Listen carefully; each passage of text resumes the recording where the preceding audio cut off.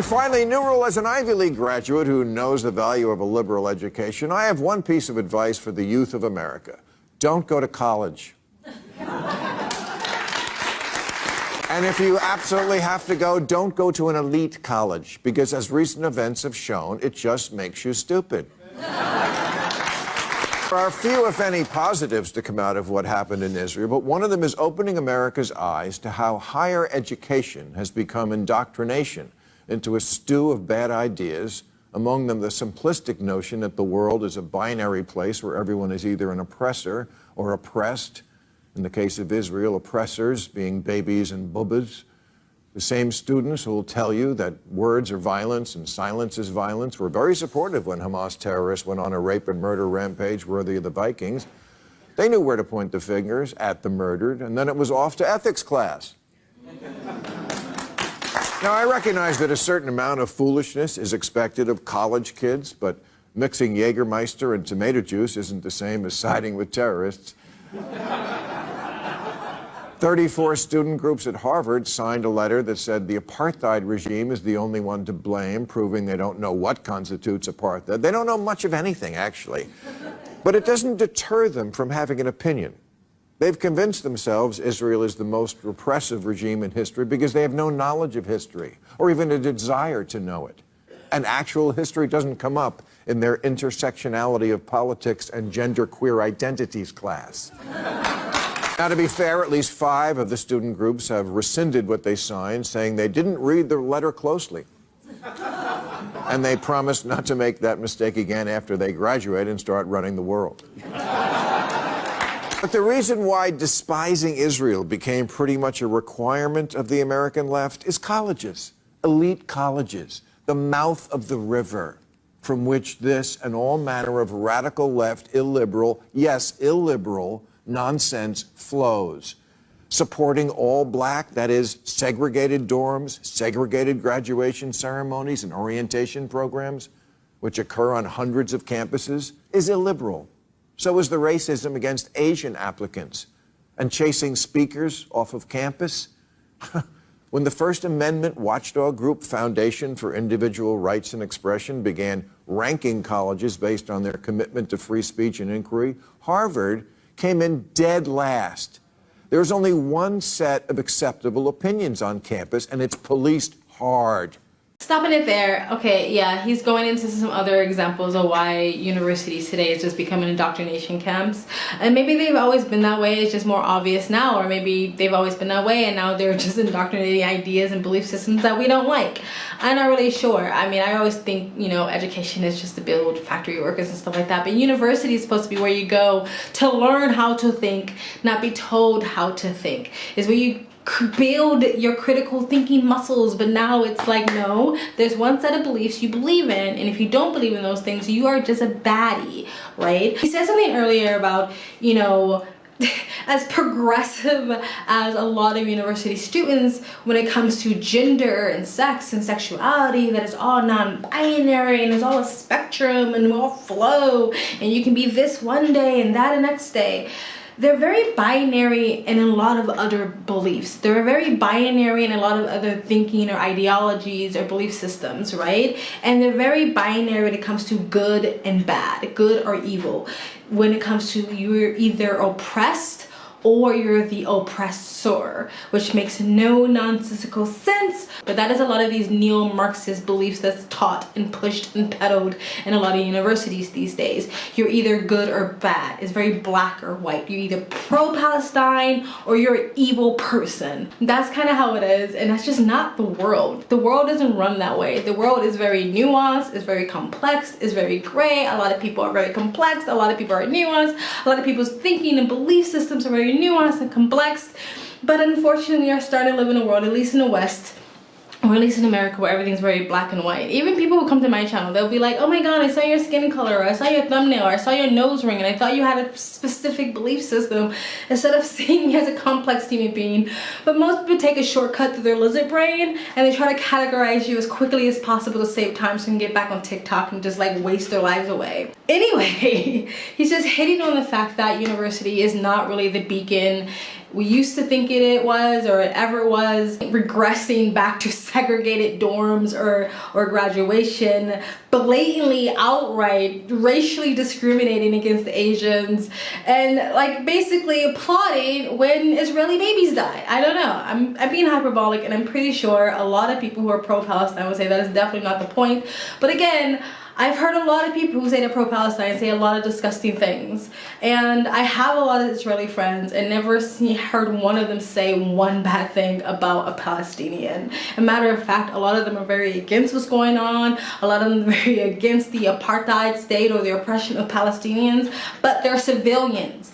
Just like a lot of Americans don't have a lot of control of what's going on in America when it comes to politics of the government, a lot of Israelis or Palestinians don't have a lot of control of what's going on over there. I'm pretty sure there's probably Palestinians that don't like Hamas, but university students, because they're indoctrinated by their woke-ass professors, take a shortcut to, again, sort of lizard brain of black and white, good or bad, and take all complexity and even humanity out of the picture. Instead of being upset at the Israeli government, they're just upset at Israel, period. Instead of being upset at Hamas for putting his own people and injuring and killing innocent civilians and putting his own people in harm's way, it's like they just see good or bad. They don't break it down. And either they will try to pretend to understand a complex history of what's been going on. Most people don't. And again, that's on either side. But yes, I agree with what a lot of Bill was saying. I hope that when these kids get out of college, universities, and they start signing contracts, they actually read them and stop treating life like a Google or Apple thing where you just hit consent so you can download whatever app you want to download. Start reading shit you put your name on, because that stuff can follow you forever. Who's to say that those signatures aren't saved on those documents or those papers, whatever it said, and then follows them through future jobs and future employment, or if they want to be public figures? Be fucking careful. But again, university is not here to teach kids how to think. They're teaching them what to think. And we all know that. Anyway, let's continue. The old dorm room bull sessions? It's less risky shooting the shit in Scientology. John Stuart Mill wrote that he who knows only his own side of the case knows little. To which today's college students respond, he and his are cis pronouns that commit violence against queer and BIPOC communities. So who cares what John Stuart Mill says, whoever he is? Oh, and Thomas Jefferson was a slaveholder. He might have done some other stuff, but it wasn't on the test. Stopping it there, I just wanted to hit back on that. That's that black and white thinking, and getting rid of all nuance and gray area and context. If you did one bad thing, you are a bad person. And yes, owning slaves was bad, but willing down with somebody to one specific thing is a black and white binary idea of belief systems and thinking, especially when you take it, you don't put it in context that that's just the way society was at the time. Bad thing, but it doesn't mean everybody who existed back then were bad. They just lived during an era where bad things happened, but it was socially acceptable. Just like being very anti-Israel right now. It's very socially acceptable. It wasn't acceptable at some point, now it's socially acceptable. Just because something's socially accepted doesn't mean it's good. But just because people go with the socially acceptable narrative at the time don't mean they're bad. These college kids one day may grow up to be really great, amazing human beings who understand the nuance and complexities of life. However, right now, they're babbling and protesting on things they have no idea what they're talking about, quite frankly. But anyway, let's continue.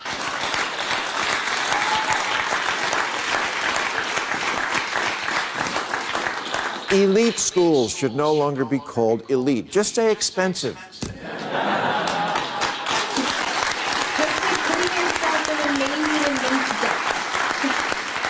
Which may be why they breed a particular brand of detestable graduate, a personality type that does not emerge from Chico State. Sure, they occasionally turn out someone decent, but for every Barack Obama, there are two Josh Hawleys. The former debate team jerk-off who had no friends, that no one likes today, and yet somehow manages to win a statewide popularity contest. Box-checking brown-nosers who don't actually believe anything except that tricking stupid people's fun.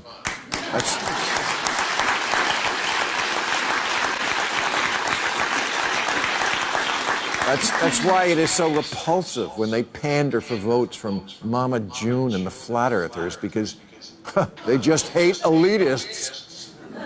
Yeah, look at these truck-driving he-men from the tool aisle at Sam's Club.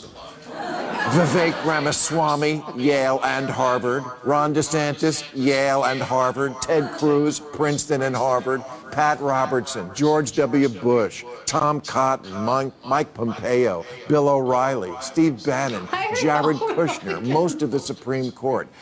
I see what you just did there, Bill. Those were all conservatives or Republicans, or so they say they are. I see what you did there. You had to take a dig. You had to take a dig at the right. I get it. You gotta balance it out. You're going after the elite progressive universities. You gotta balance it out a little bit. I get it, but that's not what you did. Special magic that links Harvard types and being utterly face punchable. And some, I assume, are good people. And while it may seem like these men like these, and the kids who signed the Harvard letter have nothing in common, actually, I think they do. They all came out of an asshole factory. So, to the older folks, I say, college today is not the college you remember. And to the younger people, I say, don't do it. You don't need 4 years and a lifetime of crippling debt to learn to hate America when you can just watch 5 minutes of Selling Sunset. If your parents have 300 grand, they absolutely need to flush down the toilet, put it in crypto, or buy a van, go to a national park and feed yourself to a bear. Because any legacy dipshit can go to Penn, but a bear, that's hard to get into. All right, stopping it there. My camera's running out of battery, so I'm gonna end it. I completely agree. If you have a lot of money that your parents just want to give you, ask them to help you start a business, or invest it, or go travel and gain some actual life experiences or something like that. University isn't bad, but there's other things you can do with your life that's also worthwhile than getting into debt and then being indoctrinated into an absolutely mindfuck of a person. Anywho, that's not everyone. That's not everyone. There's amazing college graduates. I know that. We need doctors. We need lawyers. We need people who are educated. But the woke ones, the neo-Marxists, you guys can go kick rocks. But anybody who blindly follows anyone or any ideology or any narrative can go fucking kick rocks. Anyway, I'm glad to be back. Please like, comment, subscribe.